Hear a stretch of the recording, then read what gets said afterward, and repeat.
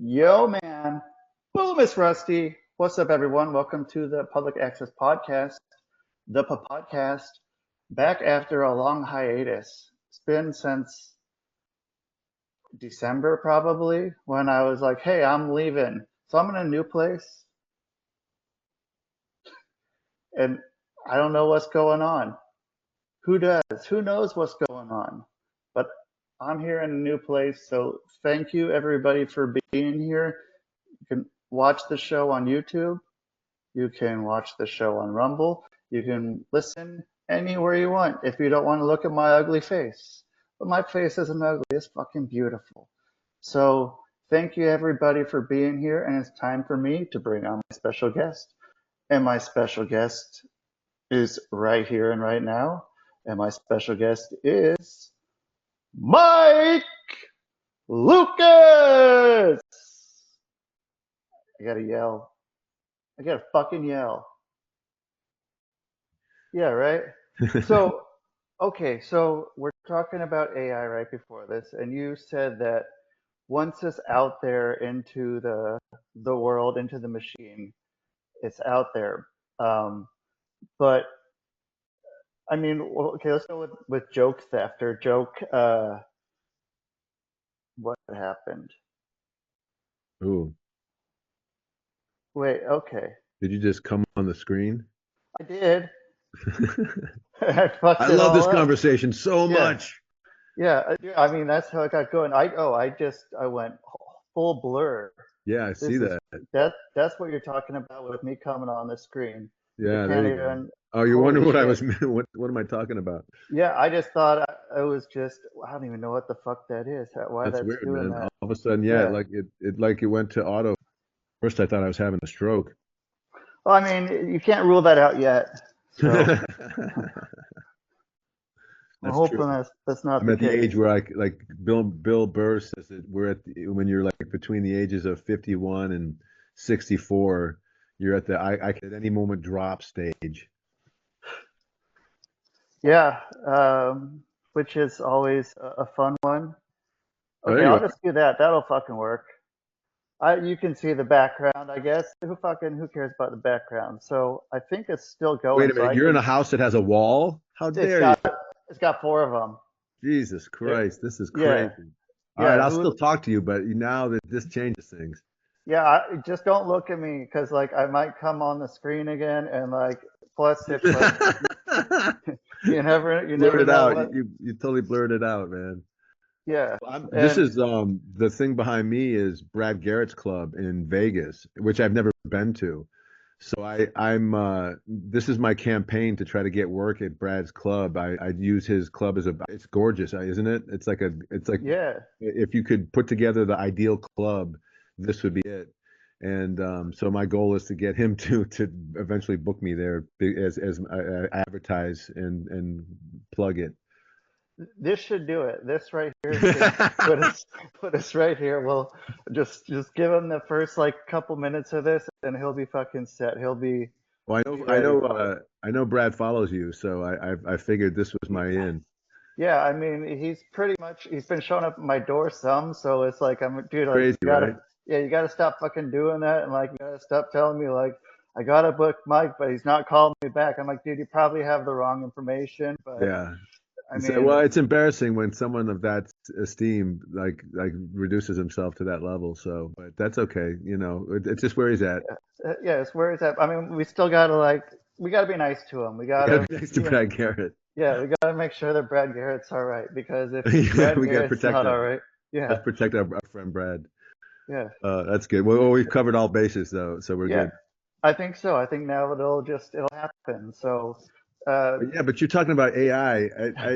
It's really interesting concept because you phrased the question was is AI my enemy? And like I don't think AI is my enemy. I think of AI as a friend who has limited skills. And so like one of those buddies that only like he's really good with a screwdriver, but he's not too good with a saw, you know. So yeah, don't those, trust him. Don't trust him but with the danger. You know he's fucking really good with that screwdriver, though. You know that He can screwdriver put is it in, man, and right. it's magnetized, so it doesn't even, you can't even lose the screw. So, but my point is that you can use AI as sort of a helper, but then there's a blessing and a curse to that process because you're feeding the beast. You have to tell the Chat GPT what you're like. If you're doing comedy, you have to feed it some of your material, and you have to say, well, this is what my material is like. Now I want you to imitate that and give me stuff that's similar to it, but with different topics or whatever. And so when you do that, you're training the AI machine to know what you're like, and so that's a good thing. But then you're also putting it into the system, so now it can use your uh, style as a part of its knowledge base, and it can help other people similarly, similarly. So, so you've just fed the beast, and now it's using your stuff willy nilly, like it's using a lot of artist stuff now, a lot of music that way. It's using a lot of thoughts and paragraphs that way. So it's an interesting question. It's hard too because yeah, I mean, like I was saying earlier, like anyone can go and that's seeing you. I mean, there's always been so many cases of people getting that, but then I think it was Prince said like, what if he doesn't take it? Like if he doesn't make that stuff right there, the Michael Jackson's gonna pick up that frequency and end up making what he was gonna make if he didn't take it. And I'm Yeah, well, there's definitely like a mystical element to creation when you think about at that high level where it's making a lot of people happy. And that's funny that Prince was like, "Hey, man, I'm on the same channel as Michael Jackson. So if I don't take this next hit single, he will, and he'll do something different with it than I do. yeah, and Although we'll I both mean, use falsetto and crazy dance moves." yeah, and I mean with either one of those, and yeah, like if you get I don't know how your falsetto is. I mean, last time I heard it, it was fucking great, but I don't know I if it's do my still. best.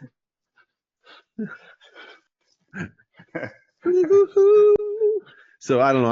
I'll use that as my answer. I like it. Thank you. Yeah, and so I mean, yeah, I've been going big into it, and but it's hard at the same time because yeah, I know like every single thing I do creatively, like is I can do it faster and probably better than I could, but and then like taking jokes that I wrote, you know, when I first started doing jokes, and then like just saying like, give me a new punchline or something to that effect, and make sure it's Rusty Diamond as fuck energy. You know, take what I put in you know in my writings or in my book. Yeah. So did you upload your book to ChatGPT? I uploaded parts of it, and it was like, this is really good. Do you want me to assess it? Do you want me to improve it? Do you want me to? And like it was like kind of like, right on, man, right on. Thanks for sharing. But it didn't know what to do with it because I didn't give it any instruction. But it did inform the knowledge base of how I like to write, and it understood that I like to combine humor with information with sort of like a dark irony, and it picked up on all that, which is kind of interesting. Yeah, and so then have you been able to put that together with then you know using it to make something else like or something different than what your book or No, your comedy was or well, what I did, check this out. I did something not for a book, but for material, and I let me see if I can find it. I did. I said that I'm a let me just look for it here, and then I'll cool. you can edit this part out. Let's see. Yeah, I actually edit it now, so I guess I could even do that. Okay, so okay, I have it out here. so I study Buddhism, Oh and shit. yeah, and so I'm a Nichiren Buddhist, and oh, here it is. And so I say that I've practiced Buddhism since 2002, but I still have anger issues. So if I'm honest, I'm kind of like an angry Buddhist. So it's kind of like an ironic place to be. So like I strive for inner peace, but then I get in the car and drive in Dallas, and then I'm losing my shit, right? And Yeah. so I created this sort of, I'm Buddhist and I'm trying to be one with myself and with others.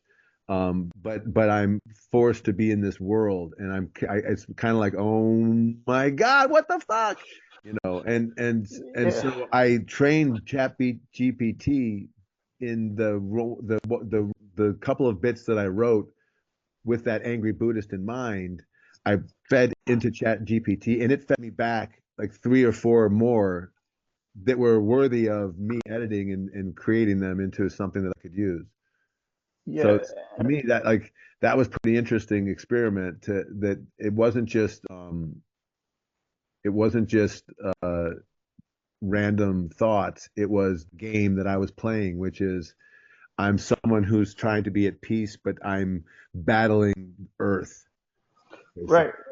And and that's your perspective in life, and that it knows that and knows how to, yeah, like you're saying, how to write for that, how to tell that story, how to keep that going. And it's your voice. It's because you know it's usually what 10 15 years for someone to find their voice, their quote Yeah. unquote voice. But now it's able to do that, which is something that I hadn't even thought of until just now, that like people can find their voice within I don't know, a few months, 6 months maybe, Yeah, at least if you somewhat. can, I think that you have to. It's funny. You almost have to know your voice in order to feed it into Chat GPT, and Yeah. so it forces you to look at that about yourself. Do I know who I am? And that's interesting, Rusty. This is what I teach to my students, to my coaching clients, and in my book, Finding Your Funny Muscle. Insert plug here, but Put it across the screen. right across the stream. You can replace my face with the cover of my book, Perfect. which is oddly enough a whoopee cushion, so it's perfect. It'll fit perfect. But what I teach there is your comedy lens. It's like your brand. It's like the first thing you need to learn is who you are as a comedian, so that your voice is original and it's relatable and it's memorable. And then it becomes funnier, because it's like a sitcom is only funny the second and third seasons because you know the characters better. The first R- season, it's harder to get the laughs. And so it's the same with a comedian. If you don't have your comedy lens, that first minute or two that's the time when you have to get them to know who your character is, so that that last 3 or 4 minutes that you're on stage, or whatever, however long you're doing, they now go, oh, it's that guy or that girl. That's who this is. I get who they are. So now I get why they're funny about cell phones, about pet dogs, about marriage, about driving, and whatever else topics that you want to investigate. Yeah, and then you can go into those topics, and it's not just someone just jumping into it. They know who you are because of Right. who it is, and it's right there. And And then it's um, funnier to them because they're like, oh yeah, I know someone who's like that, or I'm like that, or my husband is like that, or my wife is like that. yeah, again, the whole relatability of Yeah. everything, and being able to have that and be able to have that experience. And so uh, And if so you then with don't have that, excuse me, if you don't have that, you become what I call a corner quipper. You're somebody who is like trying to be funny with no relatability to it. So now you're doing puns, you're doing dad jokes, you're doing sort of silly humor because it's not related to you. It doesn't reveal anything about yourself. I call that a corner quipper. And those people get tiring after a while. You don't want to hear them make jokes anymore. They're the people at the water cooler that you avoid. yeah, and you bring them on a podcast, and then you have this, you have just Right? yeah, a lot of that. And yeah, I mean that took a while for me to figure out that those ones, that they're good at writing those, and it's good for what it is. Yeah, there's no Yeah, there's a It's there's like a not them. groaner sense to those types of jokes where you're like I feel like you sucked me into something and now I'm upset that I'm there. And Right. because it's a play on words. And to be honest, just to get back to the Chat GPT conversation, a lot of times what an untrained Chat GPT will give you is wordplay. It'll give you puns. It'll give you like just plays on words because that's the only kind of humor it knows how to do. Because it's like bubblegum humor. It's like Yeah. bubble, Popsicle stick, yeah, bubble gum. exactly. Dixie cup, Yeah. right? Yeah. And there's always something. And there was people who are saying that it's stupid. Those that I mean, that's what you're getting. They try it for a short little while, and they're like, okay, I got this output because the input I gave was tell me 5 jokes, and it's like, oh Yeah, well, this is stupid. But once you've thrown all your shit in there, and it knows how you talk, nuances about your style, your humor, your yeah. pacing, your everything. Are you telling your students to use it to boost up what No, they're doing in addition to it, or is that no. like I say way I don't far tell down the them. line? I don't tell them any of that stuff. I want them totally dependent on me. Cool, that's perfect. That's the way to do it, and that's how you get them coming back. And then Exactly. it's We don't need you, Mike. I've got ChatGPT. I right, talked to ChatGPT for 3 minutes and it knows me better than you'll ever know me. right. Yeah. No, you know what? I got to be honest. This conversation is very interesting to me because I haven't thought much about like ChatGPT and AI in terms of my instruction. And so I will begin to talk to my students about it a little bit more and Yeah, see if I'd like to know their experience with it, if they've tried it and, yeah, how it works for them or not works. yeah. Because I mean, I assume that some of them, at least one of them, will go and pick up and start doing something with the Chat GPT at some point, and then even coming up with your coursework and your like the outline of the course, just at least being able to have it for that or any like 1 page write-ups that you hand Right. out, like anything like that. That's just in your voice, ready to go, and like have that GPT trained on it, like. I have one for me for doing whatever shit, like not comedy, but like whatever the fuck it is I do. And then I have one for like booking and shit like that. And then I have one for uh, hypnosis. I have one for erotic hypnosis. And then I have This is one all the for, different chat GPTs, the yeah, different trainings that you've given them. yeah, yeah. So like if Interesting. you get the $20 one, the $20 a month one, you can go and make all your own GPTs. And then I found out Wow. today that you can make the GPTs talk to each other.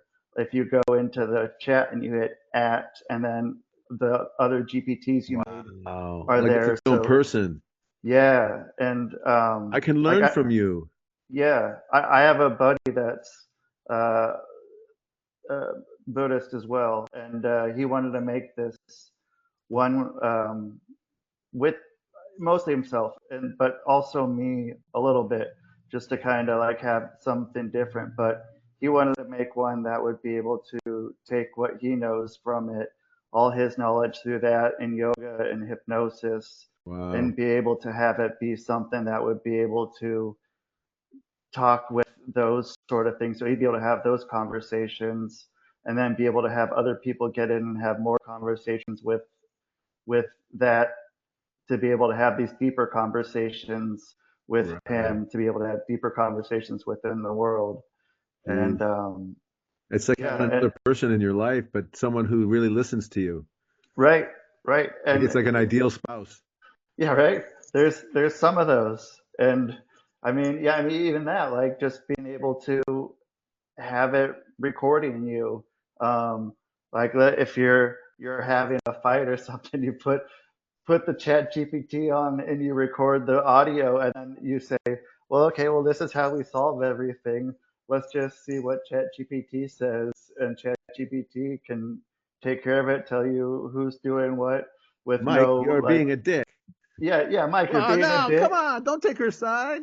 yeah, at minute 4, you said, Yeah.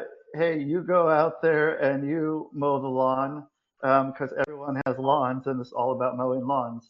So you can go out and do that because you said that, and since you said that, you're in deep shit now, I guess." And like people are using it for therapy now, and therapists now are starting to record the audio on it during the session, so then it picks up all that other stuff, and then they're able to have more of an in-depth conversation, be able to take all those background notes Wow. without their brains thinking about that, and then be able to be more present with their clients at that time. Yeah, I think it's the interesting thing about technology is how little we are advanced in it right now. We have these amazing devices that we hold in our hands that are not just phones anymore. They're a pathway into the world, and we're using it to get porn and to watch donkeys befriend humans, and Right. you know it, Sometimes all together. sometimes all together exactly. And in like AI, we're like such a early stage of what it can do for us. We're already seeing like, oh, it can be like its own friend. It can be like its own, like it can be a doctor. It can be a therapist. It can be a spouse that does everything but give you a hand job. But But who now knows? they Like can. once you if you upgrade to the Yeah. to the $30 a month package, Right. Yeah. a it thirty comes with a dollar fist. package. Yeah.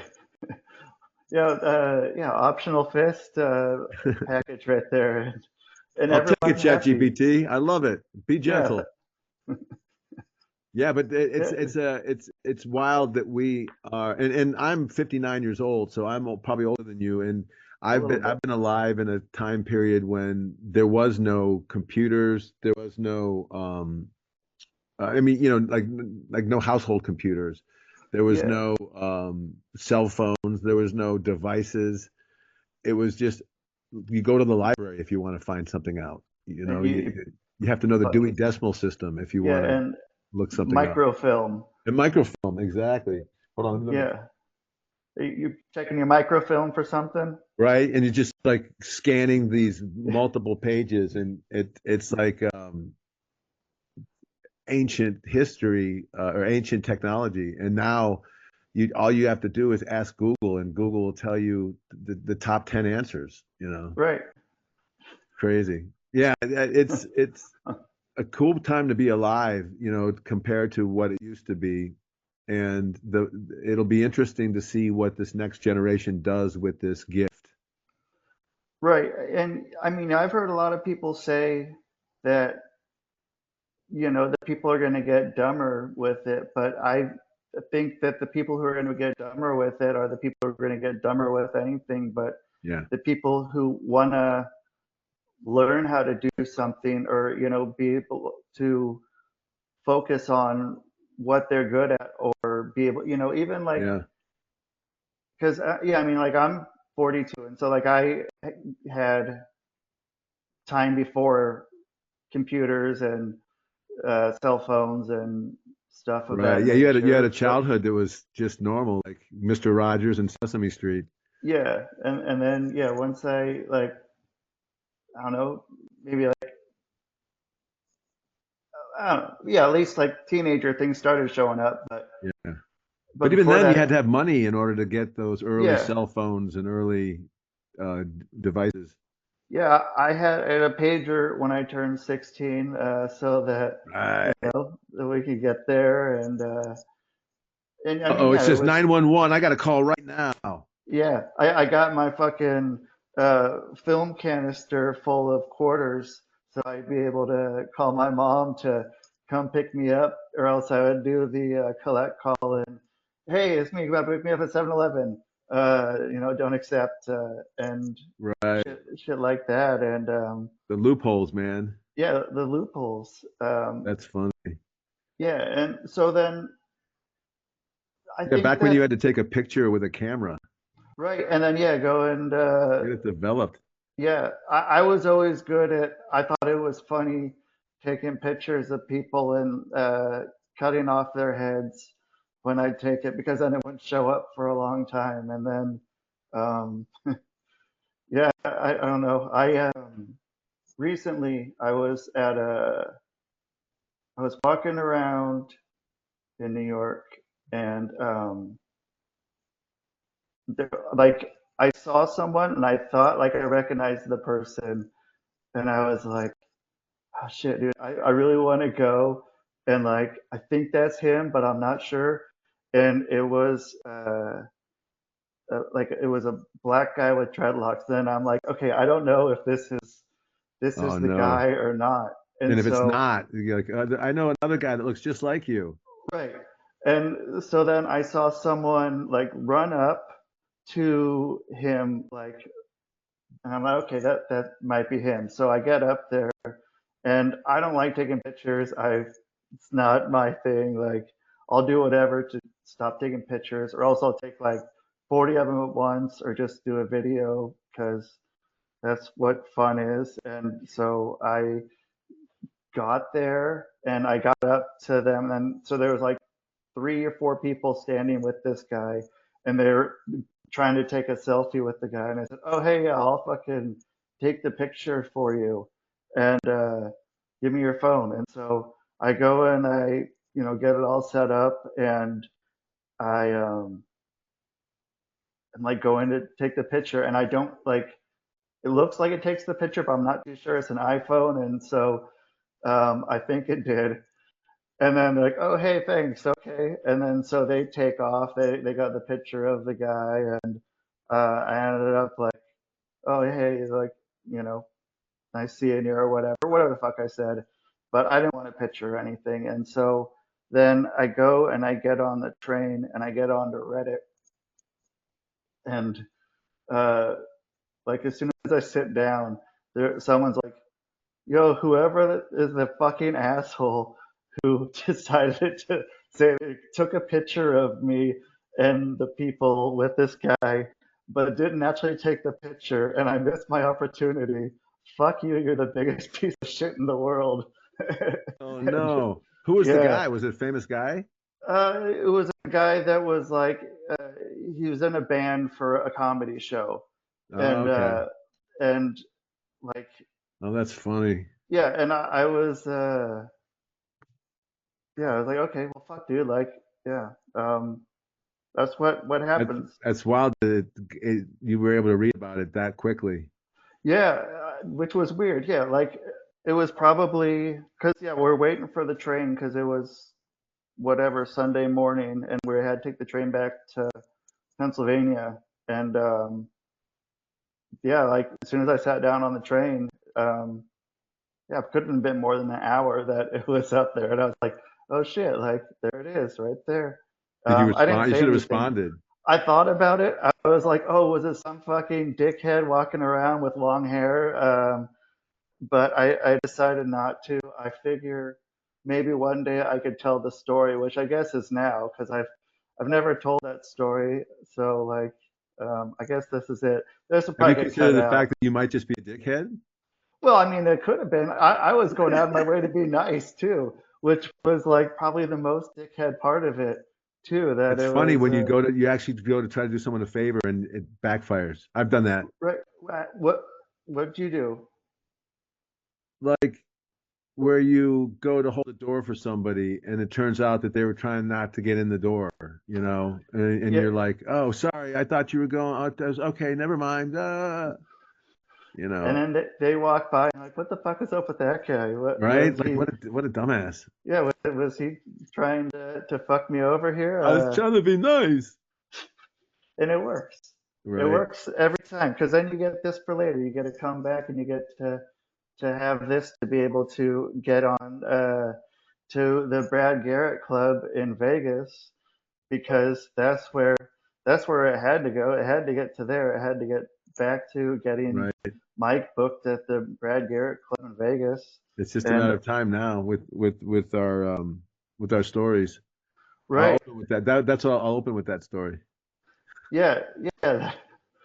Okay, I think I can get that. I can do that. I can work with that part. Right. And Let's do it. yeah, we'll see what comes up. And so So you were Second City, is that right? Is that Yeah.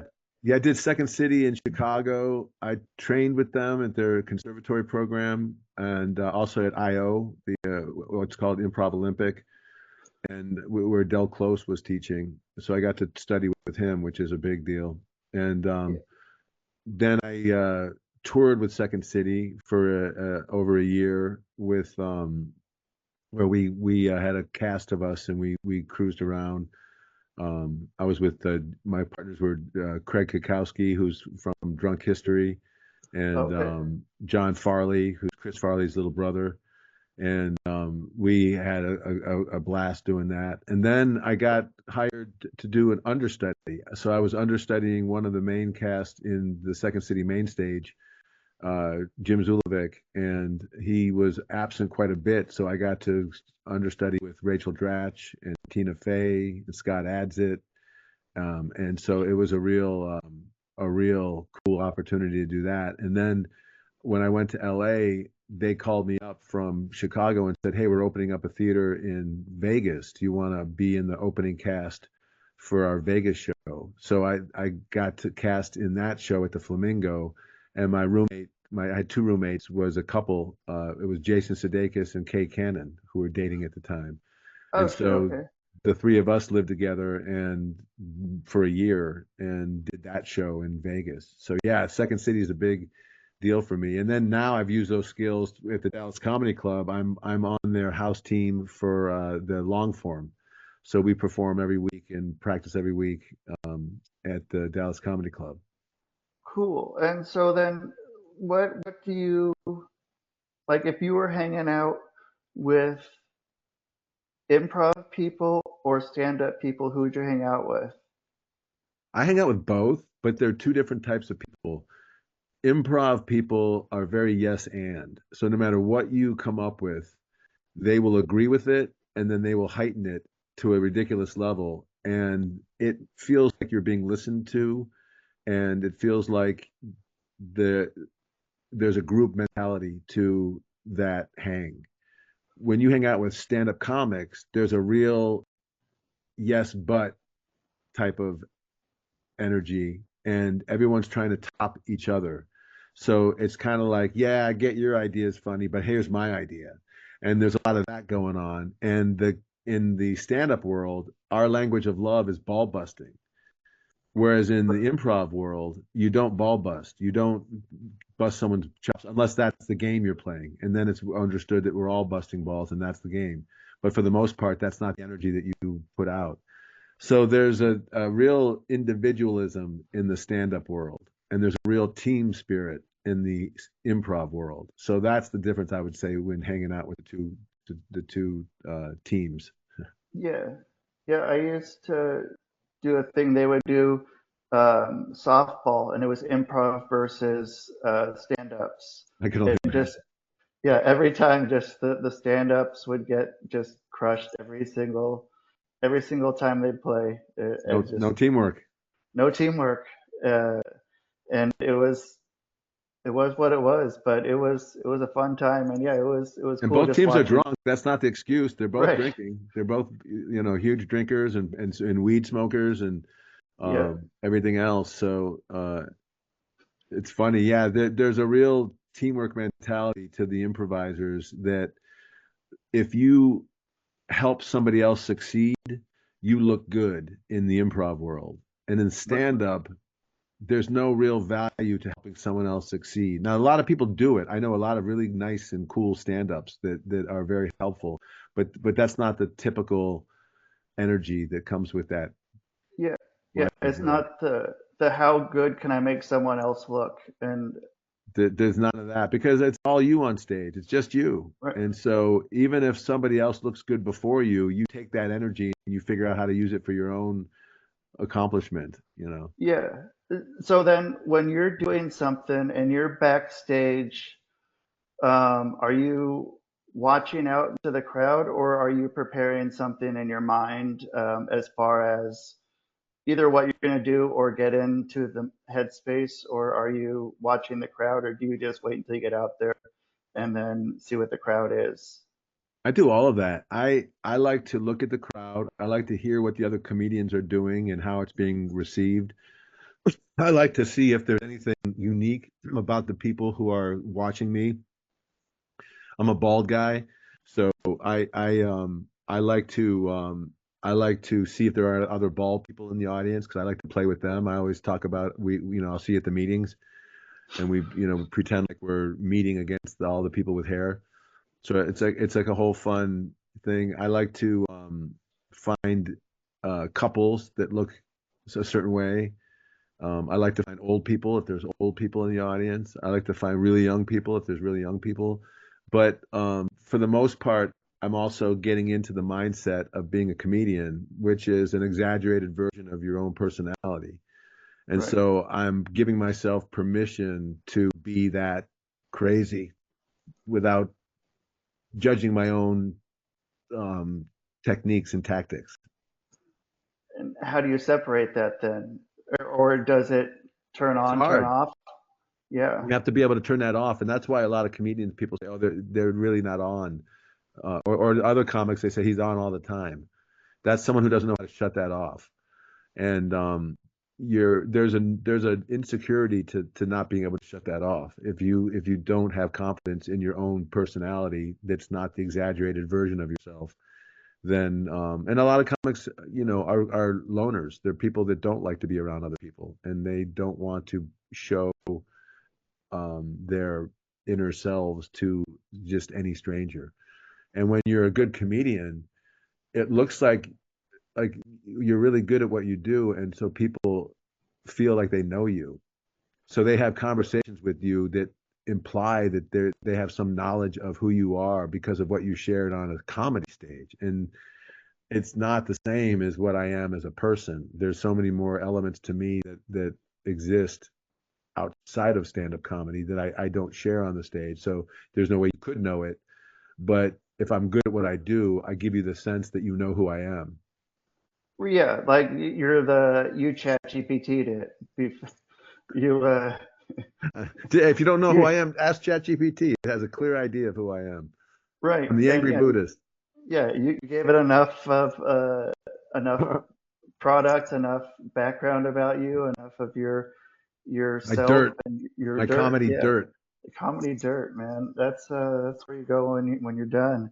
Well, Uh, I think there's going to be more of that where you can start asking your GPT for advice, and it'll yeah. give you.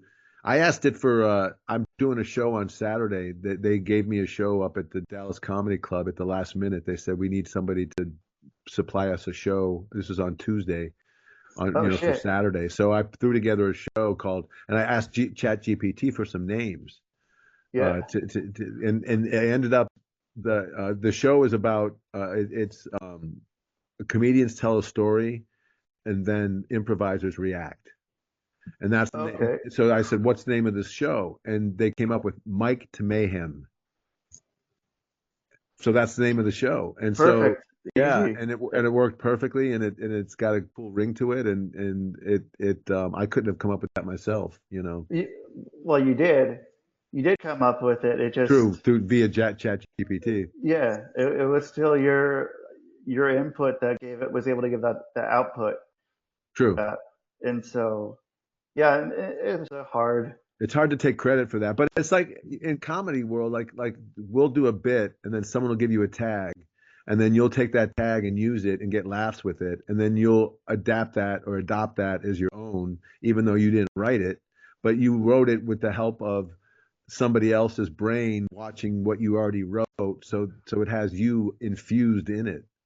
Right. Yeah. I mean, you get that person in there that it wouldn't have happened if you wouldn't have been Exactly. open to it, or like if someone's bombing and the audience, if they're not paying attention to the audience at all, or they are paying attention to the audience and just keep going with what they were going on already, that's Yeah. going to teach you plenty there. Yep.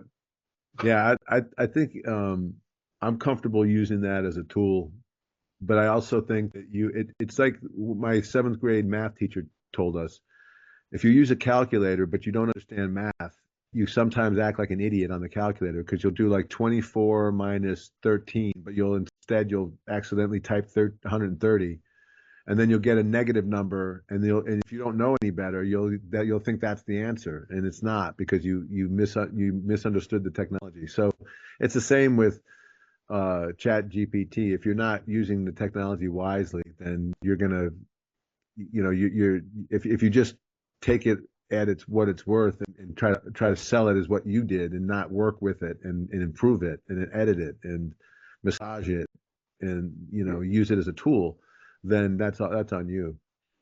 Yeah, because I mean, yeah, there's always a lot more that you can throw in. Certain nuances, like or with music, or the same thing. Like someone can say, make a country song about, you know, I don't know, my economical car and my cat, and I don't know if that's been done, but My yeah, Nissan pussy. okay, that's gonna maybe be the intro to this here, my Nissan pussy. So, but then being able to put in all the other stuff with it about, certain instruments or certain time pacing, or Right. or a certain style of it, and being able to put that in, and you know that if you've done the base work with it, but if you haven't, then you're not going to you'll get something, but it's not going to be as good of the output. So, speaking of good output, uh, thanks so much for Nice. being here. That's the best way to do it. Just make sure you get it there. And then so your book, your class, your finding you. If you just hang out at the Brad Garrett Comedy Club, then I think then you're Eventually, gonna eventually. you're gonna get Until there. Yeah. then, if you go to funnymuscle.com, you can get any of my books. And also mike-lucas.com is my other website. Lucas is spelled Lukas. So it's mike-lucas.com. And I have 7 books total right now. So one Holy of them shit. is a good one for stand-ups. It's called The Business of Stand-Up Comedy, or The Business of Comedy. And it's 21 things that every comedian should know about the business of stand-up comedy. And I offer it for free if you give me your email address, and I'll send people a free copy on the PDF, or you can get it at Amazon for 10.99. Fuck yeah. And I mean, that's the way to do it. And that was one other thing I wanted to ask, and that I ask authors. Um, so when you're writing, are you uh, spiral notebook? Are you yellow legal pad? Are you phone, computer, typewriter, or stone and chisel? Stone and chisel. I love that. That's the fastest way. Chink, chink, Yeah. chink, chink. Like Moses. I'm going to do it like Moses. I am a computer guy. I like to type because I have really hard to read handwriting, and my brain works faster than my hand can write my ideas, but I can type as fast as I can think. And that comes because I did a what I call the million word challenge. I challenged myself to write a million words, and I did it 2,000 words a day at a time for a year and almost 3/4. And Holy during shit. that time, I also took a typewriting class. And so I did a bunch of things to improve my writing and my skills. And so now I can type pretty seamlessly, even the numbers and the dollar sign and ampersand and all that. And so it's the best way I know to write. But I know a lot of comedians swear by the yellow pad and the pencil. Yeah. And so is the dollar sign used for the end of your name when for is that the other part? Is that when you're using the dollar sign, or is that when with Brad Garrett's club to make sure they know what they're paying you, and make sure they're not trying to lowball you here? Man, there's so many reasons to use the dollar sign it's just useful to what's it on top of the four? So it's on top. So you have to know what is that? That's middle finger. You got to go shift middle finger. That is middle. Yeah. Okay. Did uh did you have to do it where they would? put the piece of paper that went over the keyboard like that when you were doing the typewriting classes? When I took a typewriting class in high school, they did that, but for the final test, they had a way of keeping you from seeing what you're typing, so you're not looking at you're not hunting and pecking. Yeah. But I love it. My typewriting class was the one class in high school that I still use those skills from. I think that's about where I am too with it. Um, yeah, I don't know. I didn't do too well in high school, but yeah, I can still type. I get if you can believe that something like that would be a true statement, but Shut up. yeah, I know, right? It's just all so easy for it, and Well, sometimes we become smarter with age. If you went back to high school now, you'd probably rock it. yeah, because I'd have ChatGPT right there, and I'd be done with my stuff in an hour All instead my of going papers would and be, yeah. yeah, I instead wonder of if kids can do that. If you can use Chat GPT and then you can re-edit. The problem with people, they're so lazy that they don't re-edit it. right. So there's some very obvious tells that Chat GPT has still. So you have to Yeah, edit those out. yeah. Well, yeah, you should if you're in school. And yeah, I mean there's some things, especially with the beginner prompts that you see them a lot, and they're real easy tells with some of those. Yeah. And but yeah, I don't fucking know, man. I don't use ChatGPT ever, and I'm not gonna use any AI to go and get this or do. Now that they just upgraded the picture, you can take any YouTube thumbnail that's been made and you just put it in there. Like you take a screenshot of it and you just say, "Hey, put my face in there and change the writing on it. Change it to say, Mike Lucas guest today," and then it just puts it up, and now the lettering's Wow. all good, and so yeah, so like it's streamlined it a bit, so I can have more time to be able to talk on here and work on other shit of Yeah. whatever Isn't that that the may point be. of robots is to make us free to do other shit that we enjoy? Yeah, and that's what it is. If yeah, being able to book that flight to Dallas, not to Dallas or to Dallas, book the flight to Dallas and then take the flight from Dallas to fucking Vegas, so I can go and make sure that I get both of those shows, both of those shows, and stay for the more shows, and make sure to tip your bartender and try the steak bites today. And don't forget So, to get the fist option when you get Chat oh, GPT. If you're $30. just $30, it's well worth it. Yeah, it used to be $45, but they just cut it down. If you use the promo code Mike, Mike you get Fist. Mike Fist.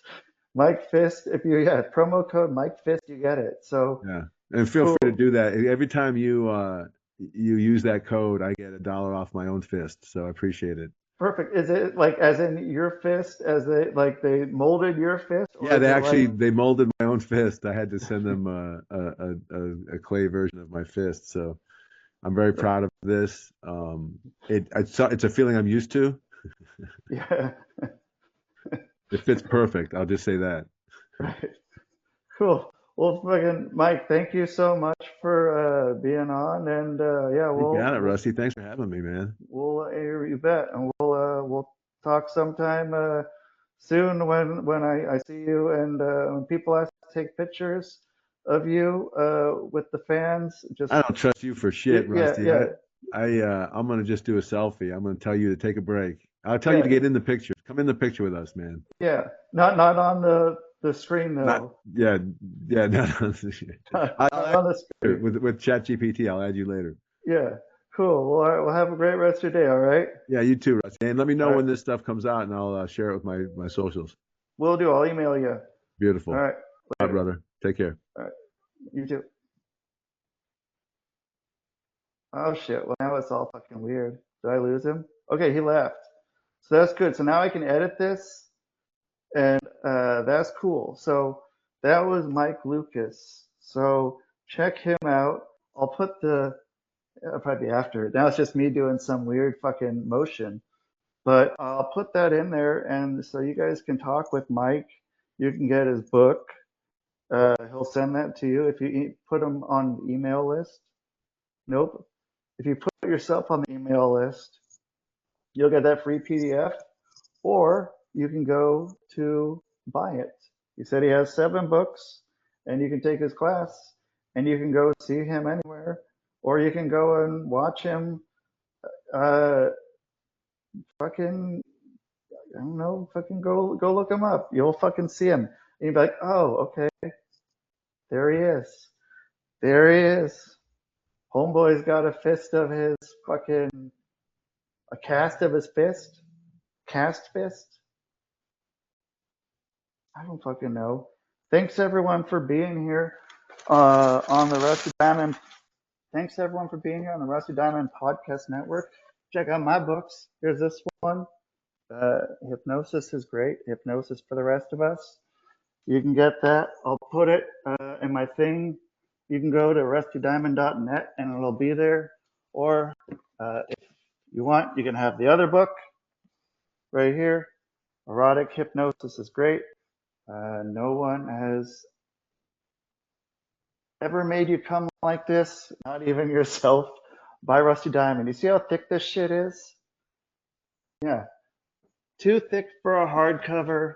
Had to go and fucking shrink it down to single space to make it not too thick for a paperback. So what is up with that? So go to rustydiamond.net, go to popuphealing.net. We're doing more healing. We're doing some retreats here soon. And you can go to hypnosisisgreat.com, or if you want the erotic hypnosis, club13.com, clubxii.com. And I think that's fucking it. So thanks everybody for being here. And that is the show, man. Boom!